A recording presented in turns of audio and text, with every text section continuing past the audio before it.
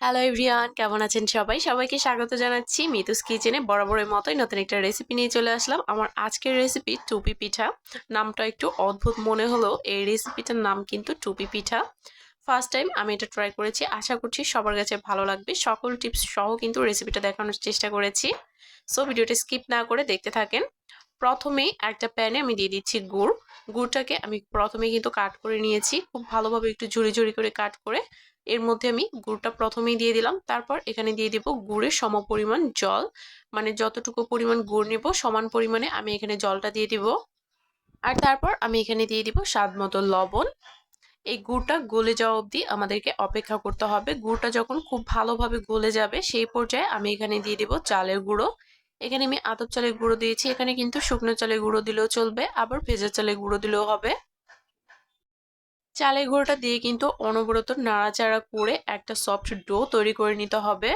আর এই চালের গুঁড়োটা কিন্তু একবারে দেওয়া যাবে না, অল্প অল্প করে দিতে হবে, যেন চালের গুঁড়োটা দেওয়া আবার বেশি না হয়ে যায়। আর চালের গুঁড়োটা দেওয়ার পরে কিন্তু জলটাকে খুব ভালোভাবে শুকিয়ে নিতে হবে। আমি কিন্তু অল্প অল্প করে চালের গুঁড়োটা অ্যাড করেছি। আর হ্যাঁ, এখানে কিন্তু গুড়ের পরিবর্তে চিনিও দেওয়া যাবে। চিনি দিয়ে করলে কিন্তু ক্যারামেলটা তৈরি করে নিতে হবে, তাহলে কিন্তু খুব সুন্দর একটা কালার চলে আসবে। আমি এখানে গুড়ের পরিমাণটা একটু অল্প দিয়েছি, যার কারণে কিন্তু একটা হালকা কালার এসেছে। আর এই তো ডোটা কিন্তু এখন একদমই রেডি, আমি এটাকে নামিয়ে নিয়েছি। আর এই ডোটা কিন্তু এই পর্যায়ে হালকা একটু নরম নরমই থাকবে। এদিকে কিন্তু আমি পিঠার পুরটা রেডি করে নিব। এর জন্য একটা প্যানে আমি দিয়ে দিয়েছি লিকুইড দুধ, আর এর মধ্যে আমি দিয়ে দিব চালের গুঁড়ো। দুধটাকে কিন্তু আমি জাল করে নিয়েছি। আর চালের গুঁড়োটা কিন্তু আমি সরাসরি দিয়ে দিব না, একটা বাটির মধ্যে 1/3 কাপ চালের গুঁড়ো নিয়েছি, আর এর মধ্যে 1/3 কাপ জল দিয়ে খুব ভালোভাবে মিশিয়ে তারপরে কিন্তু দুধের মধ্যে দিয়ে দিতে হবে। এতে করে কিন্তু দলা পাকিয়ে যাবে না। আর এখানে দিয়ে দিলাম আমি স্বাদ মতো চিনি, আর দিয়ে দিব নারকেল। নারকেলটা দিলে কিন্তু খেতে বেশ ভালো লাগে, তবে যদি হাতের কাছে নারকেলটা না থাকে সেক্ষেত্রে কিন্তু স্কিপ করা যাবে।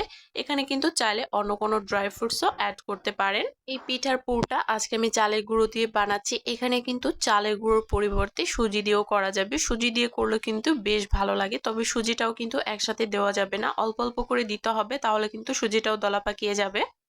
এই তো চালের গুঁড়োটাকে কিন্তু আমি বেশ ঘন করে নিয়েছি, এখন এটাকে আমি নামিয়ে নিব। পুরটা কিন্তু আমার একদমই রেডি, এটাকে একটা সাইডে রেখে দিব। আর এই যে এইদিকে কিন্তু এই ডোটা একদম সেট হয়ে গেছে। এখন এখান থেকে আমি লেচি কেটে নিচ্ছি, একটু বড় বড় করে লেচিগুলো কেটে নিব। আর রুটির সাইজটাও কিন্তু বেশ অনেকটাই বড় হবে। আর এই রুটিটা কিন্তু একদম পাতলা করা যাবে না, যেহেতু এটা চালের আটার রুটি আর পিঠা বানাচ্ছি, অবশ্যই একটু মোটা করে রাখতে হবে।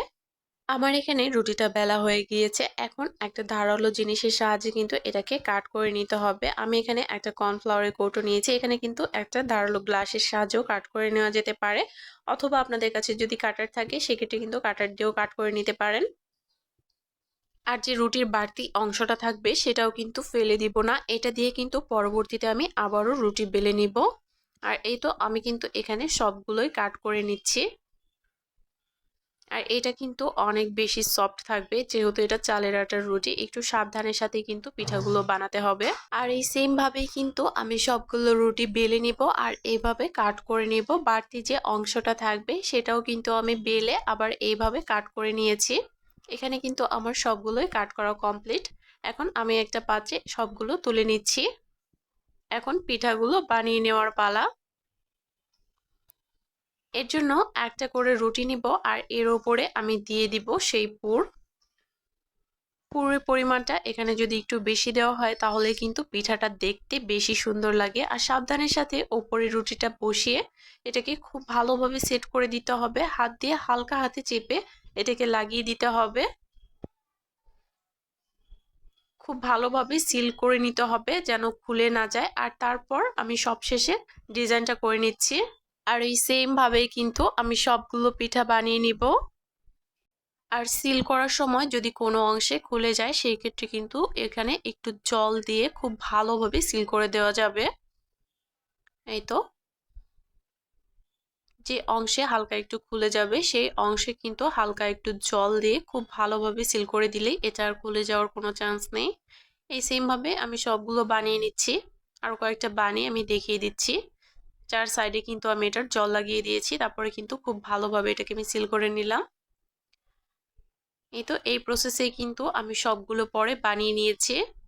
আর এখন এগুলোকে স্টিম করার পালা। এর জন্য একটা পাত্রে আমি আগে থেকেই জল ফুটিয়ে রেখেছি। আর পাতিলটা কিন্তু একদম ভর্তি করে দেওয়া যাবে না, অর্ধেক পরিমাণ থাকতে হবে যেন উপরে জলটা লেগে না যায়।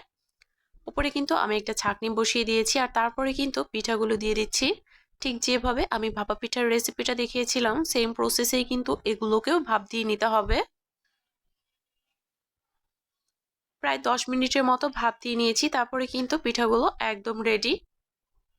আর এখন এগুলোকে নামিয়ে নেওয়ার পালা। একটু সাবধানের সাথে নামাতে হবে আর গরম গরমই কিন্তু ছাঁকনি থেকে নামিয়ে ফেলতে হবে, তাহলে কিন্তু ছাঁকনির মধ্যে লেগে যেতে পারে। এই সেম ভাবে কিন্তু আমি সবগুলো পিঠা বানিয়ে নিব। আর এই পিঠাটা দেখতে যতটা সুন্দর, খেতে কিন্তু তার থেকেও বেশি সুস্বাদু। আশা করছি আজকের এই রেসিপিটি সবার কাছে ভালো লেগেছে। ভিডিওটি ভালো লাগলে অবশ্যই চ্যানেলটি সাবস্ক্রাইব করে পাশেই থেকো। আর যারা অলরেডি করেছো তাদেরকে অসংখ্য ধন্যবাদ। আর কারো কোনো প্রশ্ন থাকলে কিন্তু অবশ্যই কমেন্ট করতে পারো।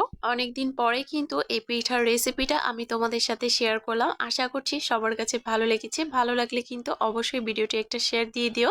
একটা পিঠা আমি একটু ভেঙেও দেখিয়ে দিচ্ছি। ভেতরে কিন্তু ভর্তি করা পুর আছে আর এই পুর ভর্তি পিঠাগুলো খেতে কিন্তু অসম্ভব মজাদার হয়। আশা করছি আজকের ভিডিওটি সবার কাছে ভালো লেগেছে। সবাই ভালো থেকো, আবার দেখা হবে নতুন কোনো ভিডিওতে। আর তোমরা যদি আরো পিঠার রেসিপি দেখতে চাও কমেন্ট করতে পারো।